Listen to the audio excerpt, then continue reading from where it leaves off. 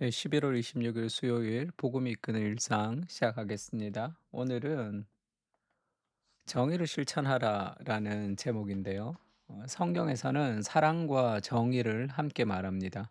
우리가 뭐 사랑은 뭐 잘 알지만 정의에 대해서 좀 생소하기도 하죠. 그러니까 하나님이 공의로 심판하신다 할 때 그것도 정의라는 단어를 씁니다. 그러니까 성경에서 정의라고 말하는 이 미시파트라는 이 단어가 있는데 이 단어는 공평하게 대한다라는 뜻이 있습니다. 그러니까 심판도 정의이죠. 왜냐하면 그가 행한 대로 보응해야 되니까. 악을 행한 대로 하나님이 그것을 심판하는 거니까 행한 대로 보응한다는 의미로 우리가 정의라고 얘기합니다. 근데 이제 이 동일한 공평하게 대한다고 하는 거니까 약자가 보호받는 것, 그리고 징계를 받는 것, 악한 사람들이 모두 동일하게 돌아가야 할 몫을 주라는 의미죠. 그래서 약자들이 약한 상태로 있는 것을 정의가 행하지 않았다 이렇게 얘기합니다. 공평하게 돌아가야 될 몫을 돌려주지 않았다는 거죠. 특히 고아와 과부, 나그네와 가난한 사람을 보살피고 보호하는데 이 정의라는 단어가 자주 사용되거든요. 그러니까 가난한 이들을 돕는 것이 단순히 구제나 자선의 문제가 아니라 내 것을 나누는 선한 행동이 아니라 그것은 정의의 문제, 그 사람이 받아야 할 몫을 마땅히 돌려주는 문제라는 거예요.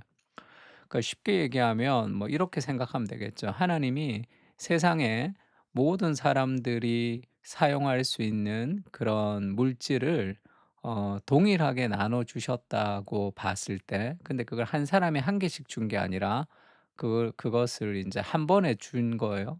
그래서 10 개를 가진 사람이 있고 2 개를 가진 사람이 있고 그리고 1 개를 가진 사람이 있고 가지지 못한 사람이 있다는 거예요. 그러면 10 개를 가진 사람이 9 개를 나눠 주면 공평해지겠죠.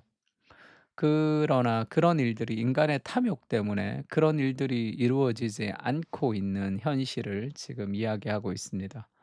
그래서 가난한 이를 돕는 것은 자선이 아니에요. 선한 행위가 아닙니다. 그 내게 아니라는 것을 알아야 돼요. 은혜라는 걸 알아야 됩니다. 이 정의의 문제라는 거죠. 이웃이 받아야 할 몫을 그에게 주는 거죠. 그러니까 자본주의 사회에서 '내가 성공해야 되겠다.' 이렇게 생각하면 누구에게 돌아가야 할 것을 다 뺏어서 '내가 가져야 되겠다.' 이렇게 생각하는 것과 비슷하다고 생각하면 됩니까? 그러니까 우리가 열심히 성공하고 열심히 돈을 벌고 열심히 가지는 것은 '내가 누리기 위해서가 아니라 나누기 위해서다.'라는 생각을 좀 하면 좋습니다. 구약 성경은 가난한 사람들을 어떻게 대우하느냐를 한 사회의 정의를 평가하는 척도라고 말합니다. 그래서 어려움에 처한 사람을 돕지 않는 것은 단지 사랑이 없는 것이 아니라 불의한 것이죠. 우리 사회와 공동체 안에서 하나님의 정의가 실현이 되고 있습니까? 그걸 묻죠. 은혜는 나누게 하고 이 세상을 정의롭게 합니다. 미가서 6장 7 절에 보면 여호와께서 천천의 순양이나 만만의 강물 같은 기름을 기뻐하실까? 내 허물을 위하여 맏아들을 내 영혼의 죄로 말미암아 내 몸의 열매를 드릴까? 그런 것을 원치 않는다는 거예요. 사람아 주께서 선한 것이 무엇임을 내게 보이셨나니 여호와께서 너에게 구하시는 것은 정의를 행하며 인자를 사랑하며 사랑과 정의가 같이 있죠. 미시파트와 헤세드가 같이 있습니다. 겸손히 내 하나님과 함께 행하는 것이 아니냐. 우리가 하나님의 사랑을 깊이 경험하고 그것으로 세상의 정의를 실천하며 살아가는 것을 하나님이 원하시는 삶이라는 거죠. 그것이 하나님의 공동체에 하나님의 통치가 이루어지는 과정이라고 할 수 있습니다. 레위기 24장 22절에 거류민에게든 본토인에게든지 그 법을 동일하게 할 것은 나는 너희의 하나님 여호와임이니라. 이 동일하게 하다. 그 법 할 때 미시파트입니다. 그것을 동일하게 해야 된다는 거죠.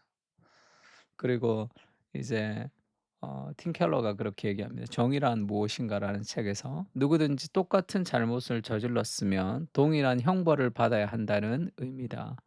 결국 미시파트는 징벌이든 보호든 보살핌이든 마땅히 돌아가야 할 몫을 주라는 뜻이죠. 어떤 사람이 심각한 범죄를 저질렀는데 그 사람에게 거기에 맞지 않는 형벌, 아주 작은 형벌이 내릴 때 우리는 그것이 불의하다 이렇게 얘기하겠죠.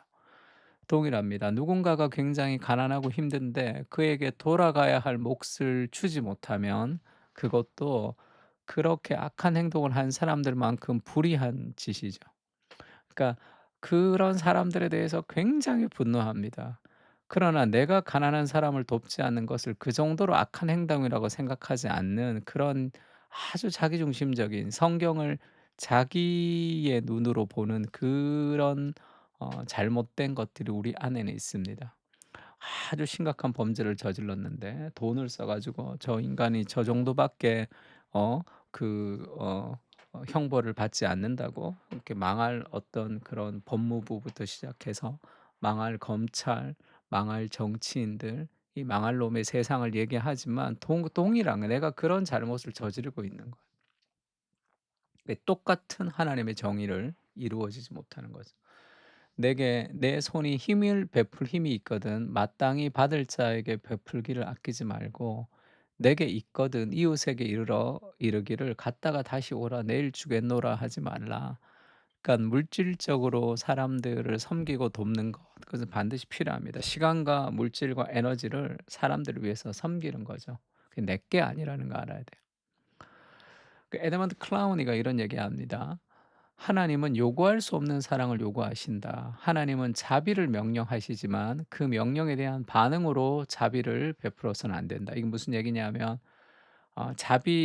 자비하라. 다른 사람에게 베풀어라. 나누어라. 이렇게 얘기하는데 하나님의 명령 때문에 내가 억지로 나누는 거면 안 된다는 거예요. 그러면 적당히 나눕니다. 체면치레 정도. 오히려 우리가 받은 하나님의 자비에 대한 반응으로 우리에게서 너그러움이 흘러나와야 되는 거죠. 하나님의 은혜는 결국 너그러움, 관대함으로 등장합니다. 사람에 대한 관대함, 그리고 물질에 대한 관대함으로 등장해요.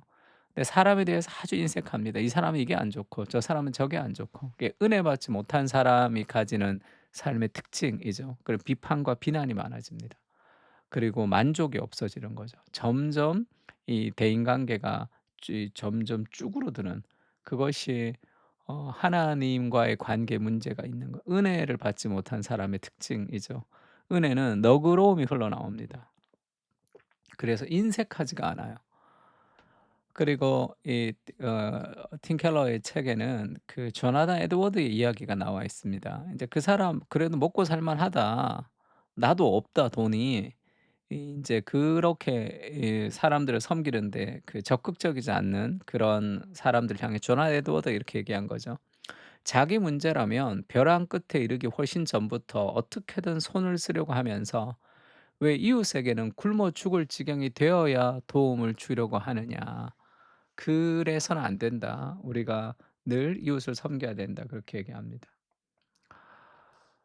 또 "나누고 자시고 할 여력이 없다." 이렇게 말하는 사람도 있다는 거죠. 자기네 식구들 먹고 살기도 빠듯하다. "우리도 돈 없다."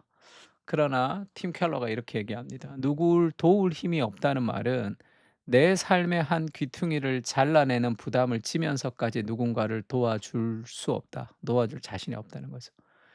그러나 성경이 말하는 정의는 상대방의 행위와 상관없이 그리스도께서 나를 대하신 것처럼 은혜로 사람을 대하는 거죠.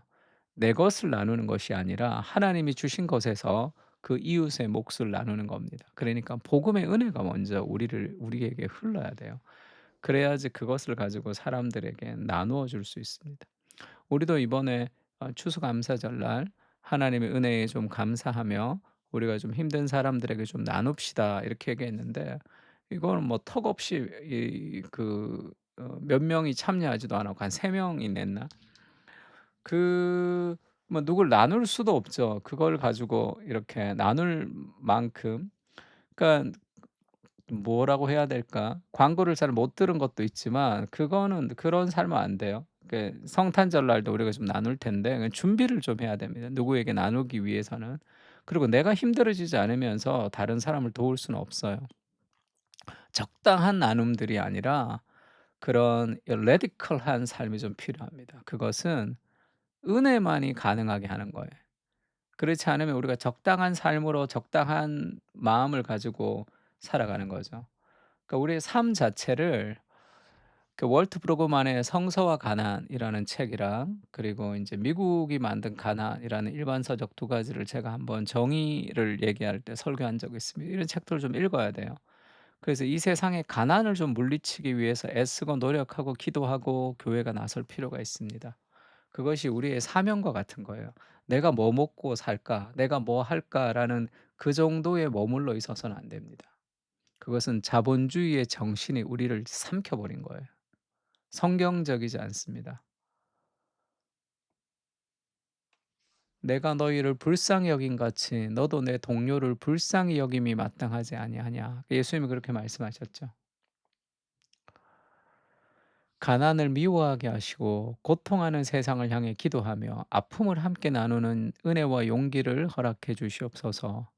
우리에게 주신 은혜에 감사하며 시간과 물질과 삶의 에너지를 나누게 하시고 우리의 모든 것이 나의 것이 아니라 그리스도의 것임을 기억하며 세상에 하나님의 관대하심을 베풀게 하옵소서. 아멘. 빛과 소금으로 하나님의 은혜를 우리가 세상 가운데 흘려보내는 그런 귀한 복의 통로로 사용되었으면 좋겠습니다. 다 같이 그것을 위해서 같이 한번 기도했으면 좋겠습니다. 기도하겠습니다.